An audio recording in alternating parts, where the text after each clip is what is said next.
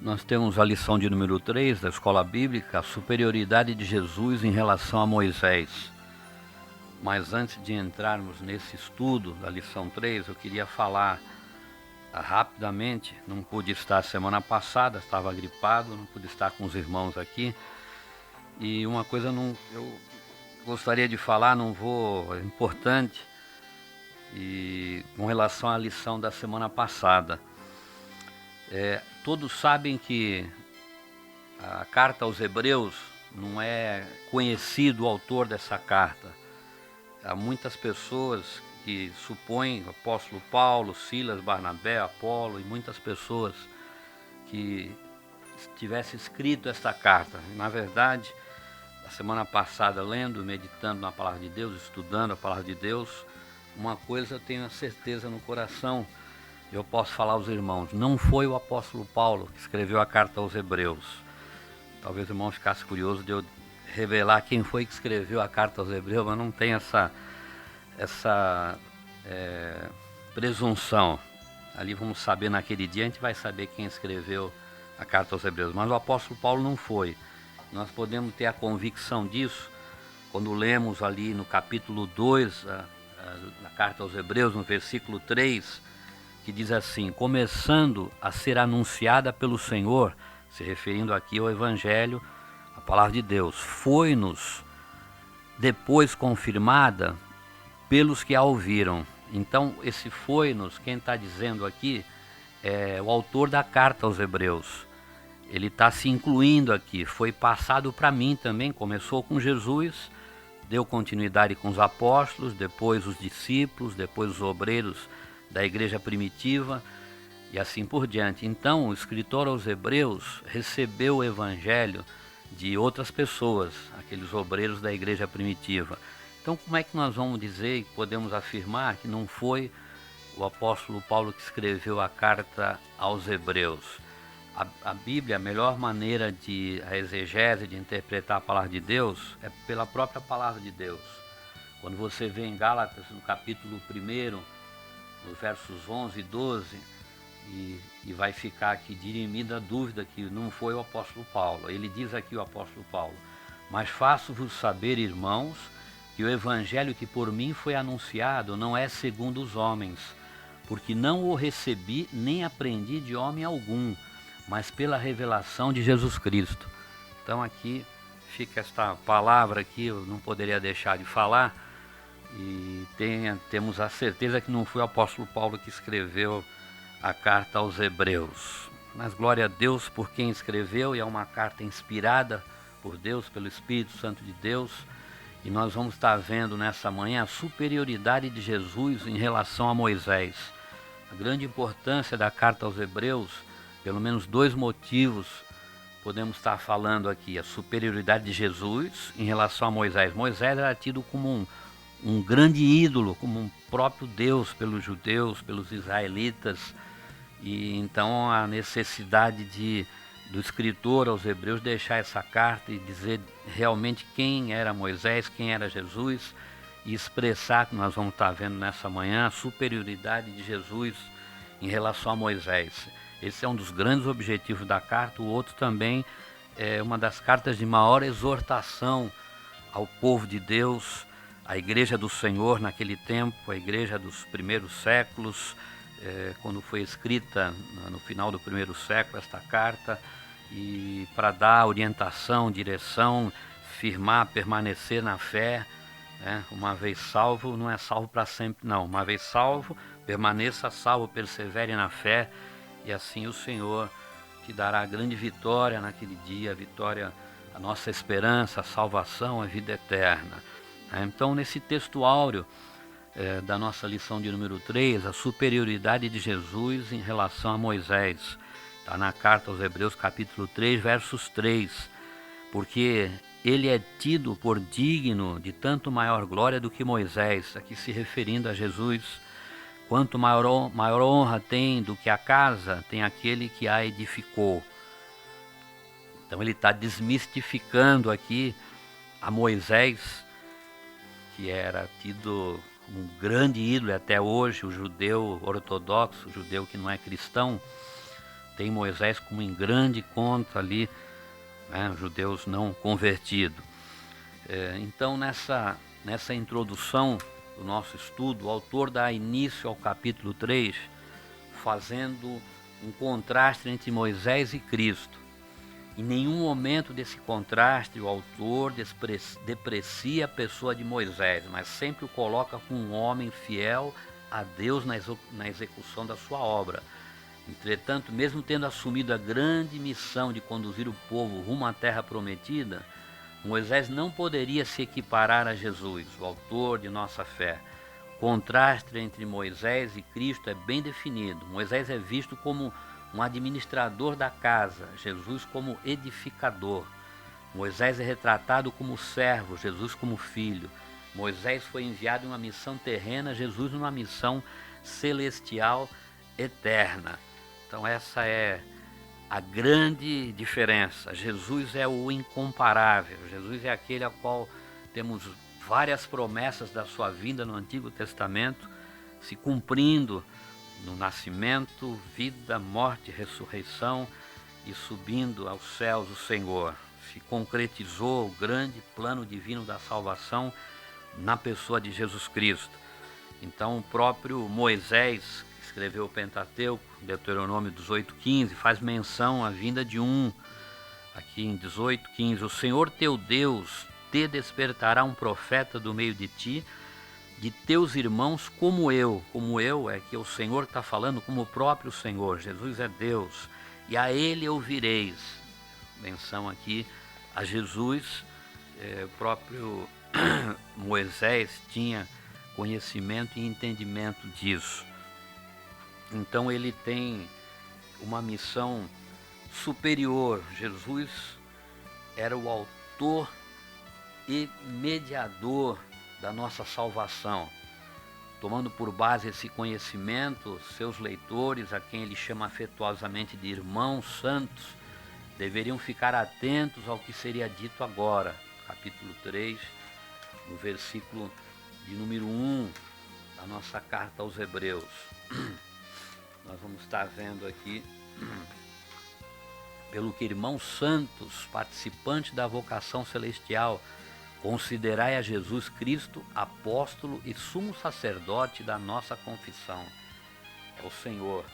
Eles não eram apenas um povo nômade a qual a carta foi dirigida, um povo andando pelo deserto escaldante à procura de terra prometida, mas herdeiros de uma vocação celestial. Eles deveriam se lembrar de quem os fez aptos e idôneos dessa vocação. Nesse aspecto, os leitores de Hebreus não deveriam ter dúvida alguma de que Jesus, como aquele que os conduzia ao destino eterno, era em tudo superior a Moisés, a quem coube a missão de conduzir o povo a Canaã terrena. Moisés conduziu o povo a Canaã terrena. Ele foi apenas o mordomo da casa de Deus.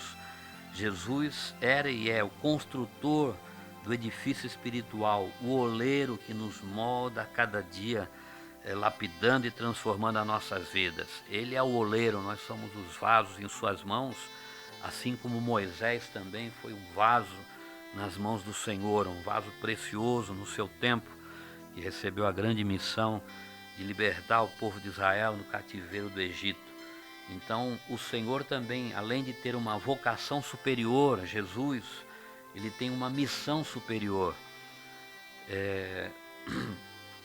Nós vamos estar vendo aqui, neste item 2, uma missão superior. O autor, pela primeira vez, usa a palavra apóstolo em relação a Jesus. No capítulo 3, versos 1, a palavra apóstolo se refere a alguém que é comissionado como representante autorizado. Não havia dúvida de que Moisés havia sido um enviado de Deus em uma missão, todavia ele não foi o apóstolo da grande salvação, que é Jesus Cristo. A missão de Moisés foi tirar o povo de dentro do Egito e conduzi-lo à terra prometida. Mas a missão de Jesus é de conduzir a igreja a Canaã celestial. A missão mosaica era daqui, a missão de Moisés era daqui, era terrena, Canaã terrena. A missão de Jesus possuía uma vocação celestial.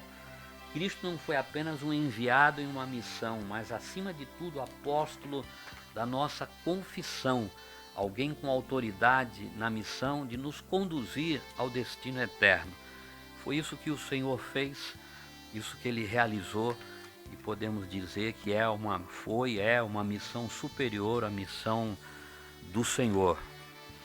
O próprio Moisés tinha o discernimento da sua chamada para conduzir o povo a Canaã terrena, mas também visualizava lá à frente a sua grande recompensa futura.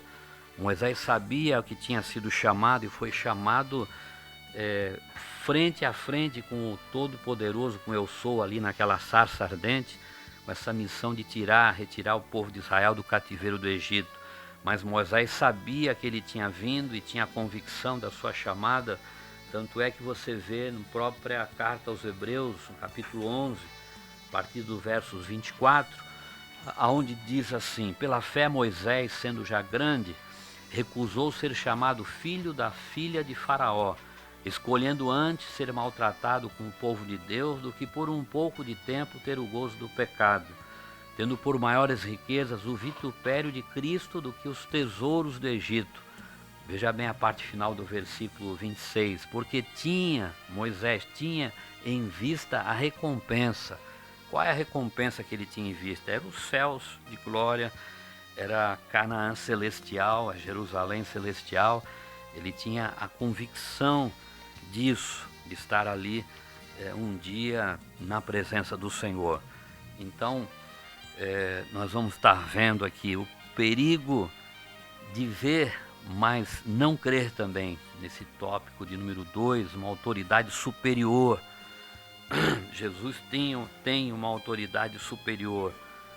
Né? Então nós vamos estar vendo aqui, por 40 anos, as minhas obras, viram por 40 anos as minhas obras, aqui exortando ao povo de Israel: erra quem pensa que só acredita quem vê. E parece que quem muito vê, menos acredita. Acaba ficando acostumado com o sobrenatural. Para algumas pessoas, o sobrenatural se naturaliza.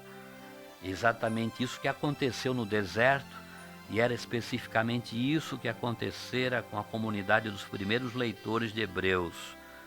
Então ele está instando aqui o escritor aos Hebreus para que estejamos atentos a tão grande salvação. E quantas vezes você ouve, às vezes as pessoas falando: eu não vejo mais milagres nos dias de hoje. Não somos cessacionistas, quer dizer, pessoas que creem que os milagres foram para o tempo de Jesus e hoje não acontece mais milagre nenhum. Nós cremos que os milagres da mesma forma podem ocorrer em nossos dias, curas sobrenaturais, portas de emprego abertas, livramentos de Deus, unção, poder de Deus, maravilhas de Deus. Da mesma forma que o Senhor fez, Ele faz em nossos dias.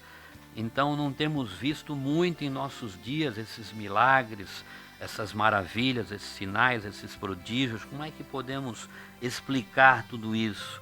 Então podemos dizer a nossa pouca fé. O erro nunca vai estar em Deus, o erro está em nós.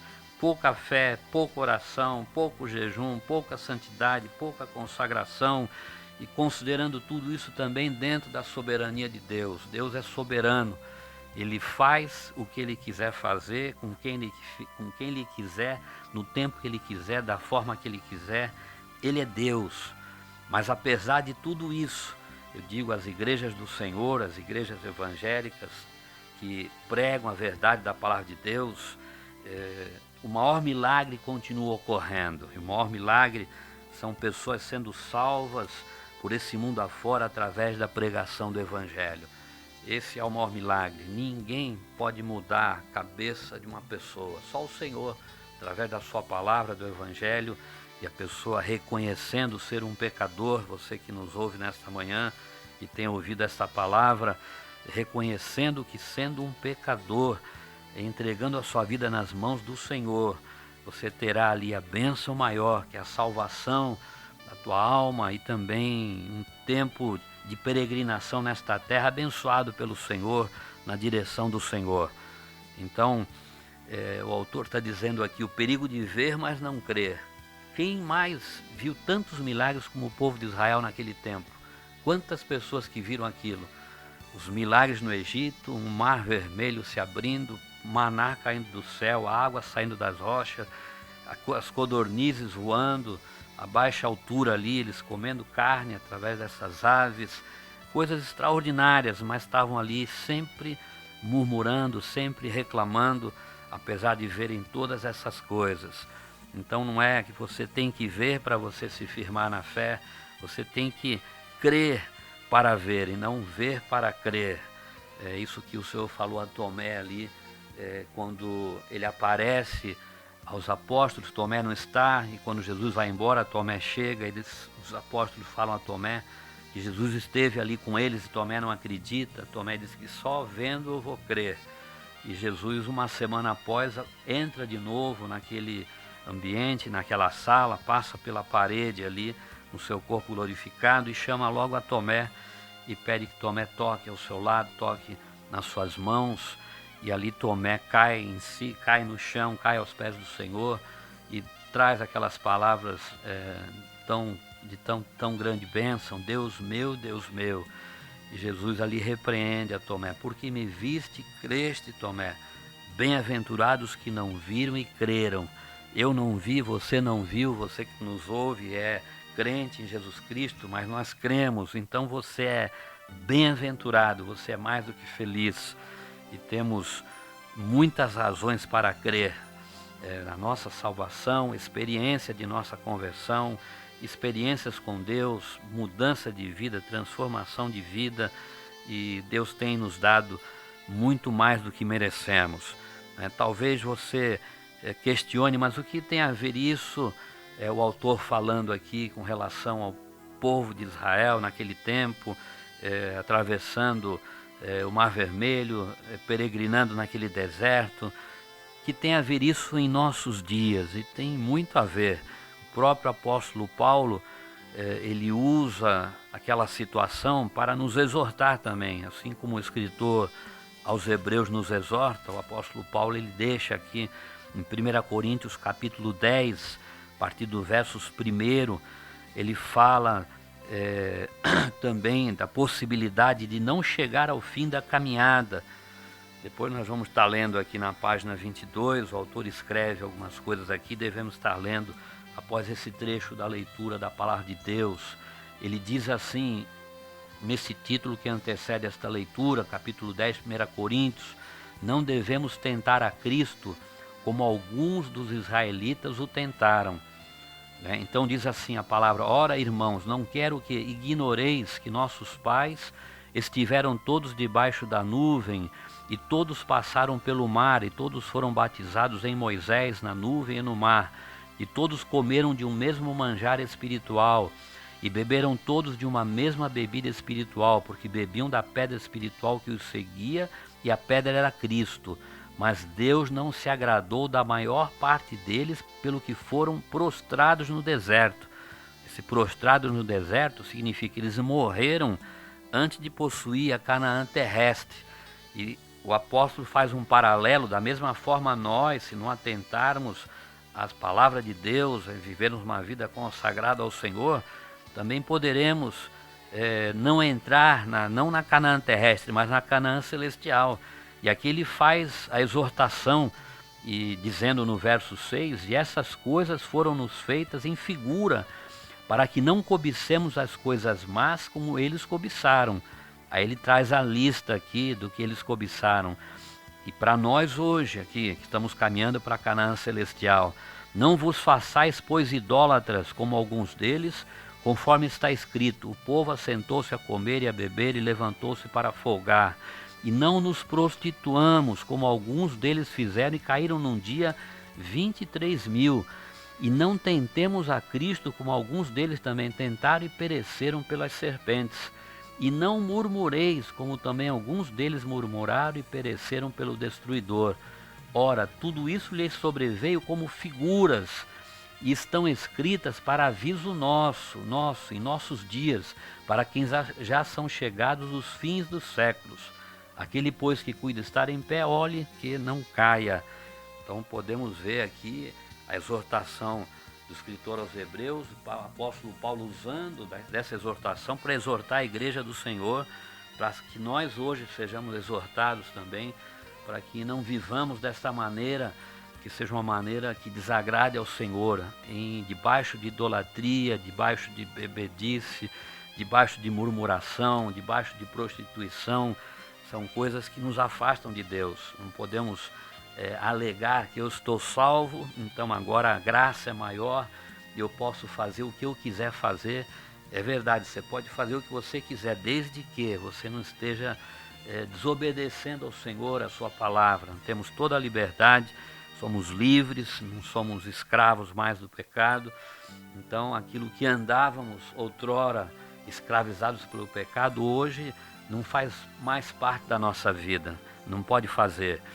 Então nós vamos concluir aqui, no terceiro tópico, um discurso superior, que é o discurso do Senhor, né? O perigo de ouvir, mas não atender. Segundo a redação da tradução grega da Bíblia hebraica, o autor cita o Salmo 95, 7 a 11, para trazer uma série de advertências. Se o povo de Deus no antigo pacto precisou ser exortado, maior exortação precisava os que tinham maiores promessas. A promessa maior é nossa. A nossa promessa não é numa terra, geograficamente falando, aqui neste mundo, mas é uma terra celestial, é Canaã celestial. O Espírito Santo falando profeticamente pela boca do salmista, Salmos 95, versos 7 a 11, advertia os leitores para que seus corações não se endurecessem. É um apelo atual, porque o povo de Deus muitas vezes demonstra ser tardio para ouvir.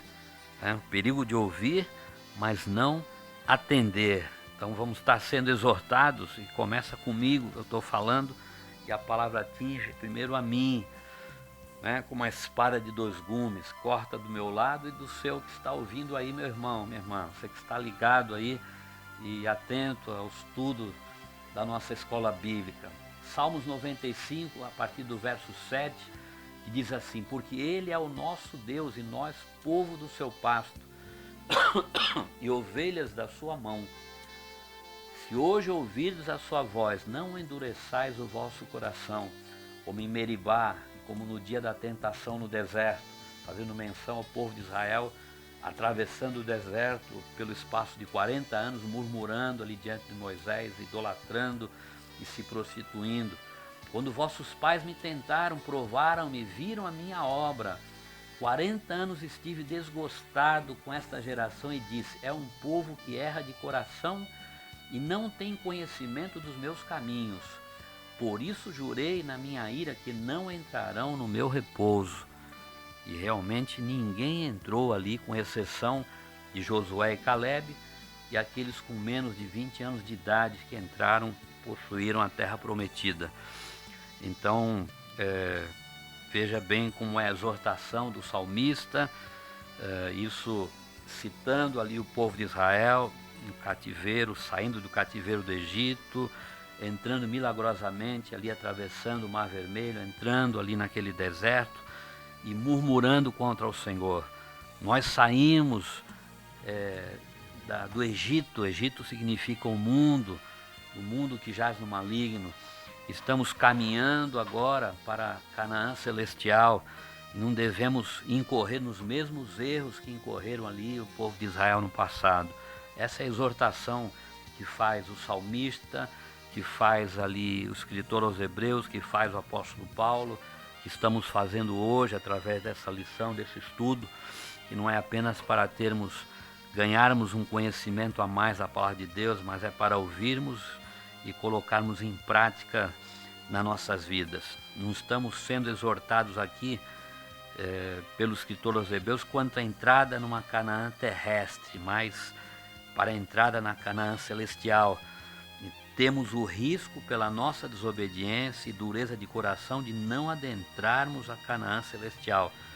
Aqui estamos falando de vida ou morte, bênção ou maldição, então rogamos, Deus nos ajude a vivermos uma vida agradável a Ele.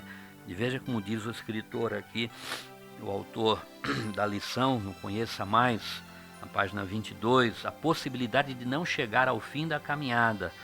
O livro de Hebreus considera a possibilidade de permanecer firme na fé ou de abandoná-la como uma escolha real, que deve ser feita por cada um dos leitores.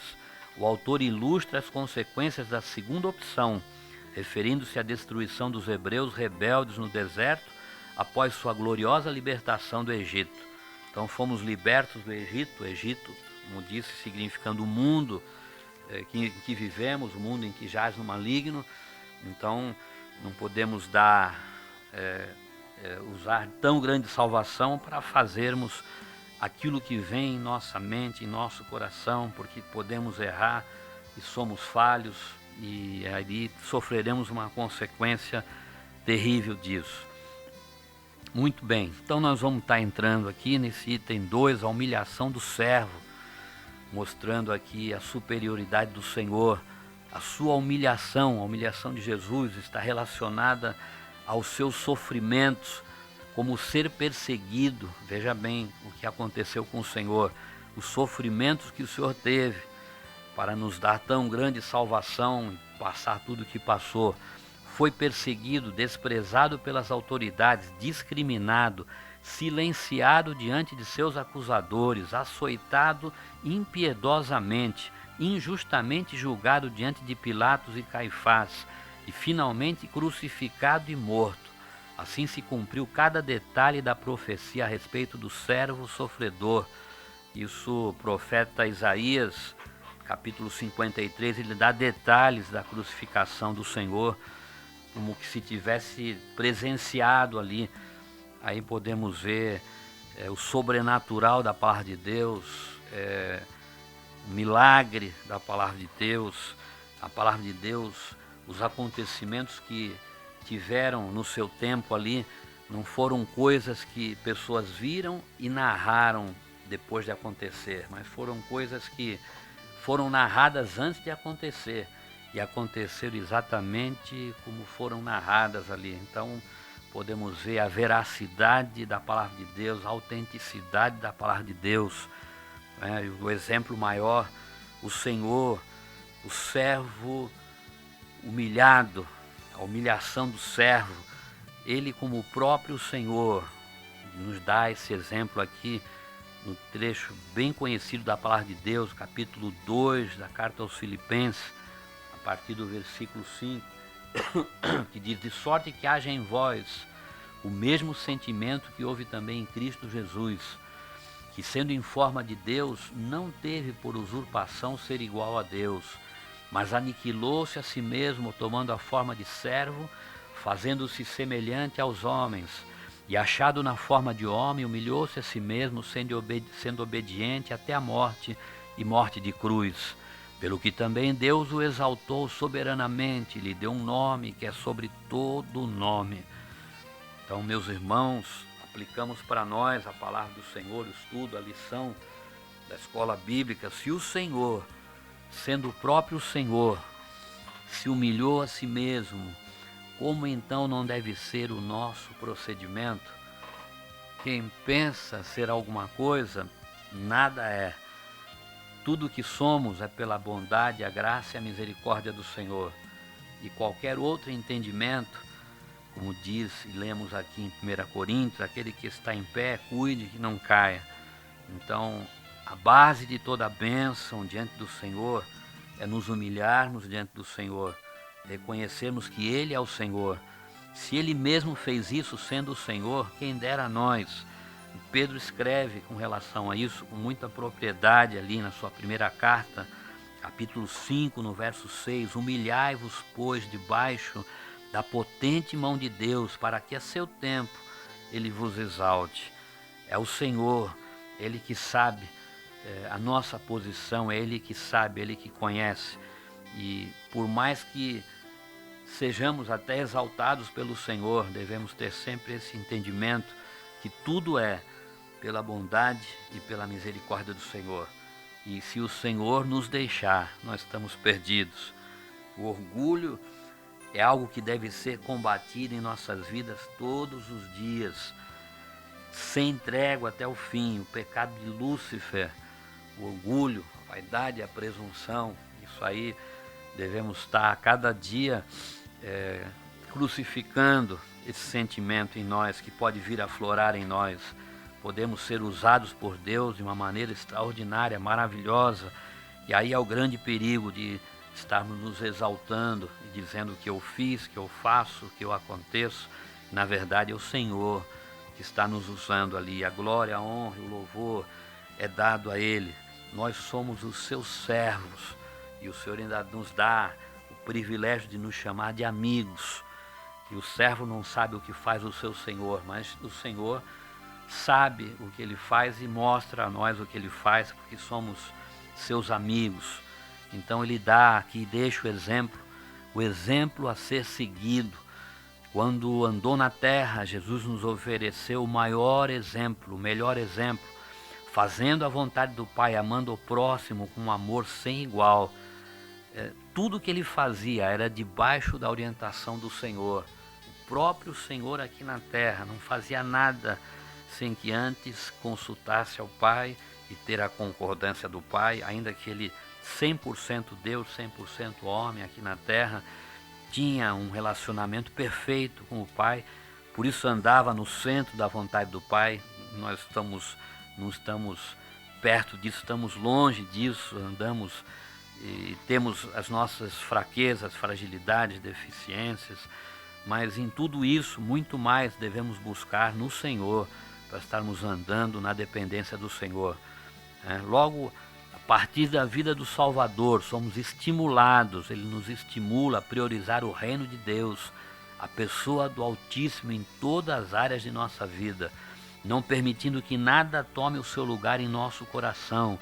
Assim somos instados a amar o próximo na força do mesmo amor que o Pai tem por nós. Esse é o resumo de toda a lei. Marcos 12, 30, 31. Amarás o Senhor teu Deus de todo o teu coração, toda a tua alma, todo o teu entendimento e toda a tua força, ao próximo como a ti mesmo. Esse é o exemplo que Ele nos deixa, de estarmos atentando a tão grande salvação. Estamos caminhando para as regiões celestiais, não para um terreno aqui neste mundo, mas para os céus de glória. Então, atentemos a esse maior mandamento. Esse é o maior mandamento. O maior pecado seria infringir o maior mandamento, é não amar ao Senhor, como Ele expressa aqui, de todo o coração, toda a alma, todo o entendimento e toda a força. Esse é o mandamento supremo, né? Não há nada maior que isso. Se tão somente a humanidade atentasse a esse mandamento, haveria uma mudança radical no mundo, mas sabemos que isso é uma utopia. Só vai atentar esse mandamento após a conversão. Ninguém vai amar ao Senhor antes de se converter ao Senhor. Até então é religiosidade e são muitas coisas que não conduzem a nada. Então devemos reconhecer que somos pecadores e de que necessitamos da misericórdia, da graça do Senhor a cada momento. Você que nos ouve, está neste caminho, fique firme aí. As tentações vêm, as dificuldades vêm, os problemas vêm, as incertezas vêm, acontecem, interrogações em nossa cabeça, dificuldades dentro de casa, na família, no trabalho, com amigos, somos traídos, somos caluniados. E em tudo isso olhemos para o Senhor, que é o autor e consumador da nossa fé. Fiquemos firmes, atentemos a tão grande salvação. Aqui não é o nosso lugar de descanso. E o Senhor muitas das vezes nos dá tréguas aqui na nossa peregrinação. Então estejamos contentes, alegres, firmes, independente de circunstâncias, sabendo que o Senhor é conosco e Ele que consumou essa tão grande salvação. Ele, superior a Moisés e superior a tudo, a todos, Ele o próprio Deus conosco, Emmanuel, aqui na terra. Deus nos abençoe, Deus nos ajude a pormos em prática as lições que temos lido, estudado, e que seja verdadeiro em nós, e que o Senhor esteja nos moldando nós como os vasos e Ele como o oleiro. Deus nos ajude, nos abençoe. Vamos estar orando e encerrando o estudo desta manhã. Senhor meu Deus e meu Pai, está diante de Ti as nossas vidas, estão diante do Teu altar nesta hora, Pai. Tudo que temos visto, lido, meditado, falado aqui diante do Teu povo que nos ouve através desta rádio, seja como bom alimento, como a semente viva da Tua palavra nos corações para frutificar, fortalecer, crescer e sermos firmes e seguros nas Tuas mãos, Pai. Abençoa-nos, Senhor, em tudo, recebe a nossa gratidão, porque temos a liberdade, temos uma palavra, a Bíblia, um livro aberto diante de nós e podemos estar lendo, meditando e reconhecendo os nossos erros e corrigindo com a ajuda do Senhor e caminhando mais perto de Ti a cada dia, Pai. Recebe a nossa gratidão, nossa oração, nosso louvor e a nossa adoração a Ti por tudo, Pai, pois assim oramos em nome de Jesus. Amém.